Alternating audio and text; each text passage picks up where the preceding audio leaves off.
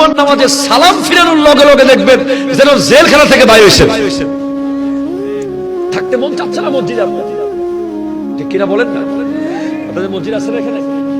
সালাম ফিরানোর লগে লগে ফোলাফাইন কেমনে বের হয়?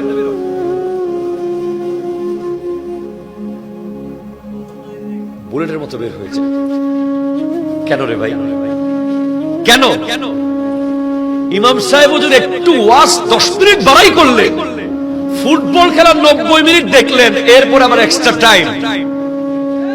কথা যুবক বলবেন না মনে হয় আপনারা? শেষ আর 10 মিনিট করে কথা শেষ করে দিচ্ছি। আপনি 90 মিনিট ফুটবল দেখলেন, এরপরে খেলা ড্র হলো, এরপর এক্সট্রা টাইম 30 মিনিট, তারপর আবার ড্র হলো, এরপর টাই ব্রেকার। আপনার চোখ সরতেছে না,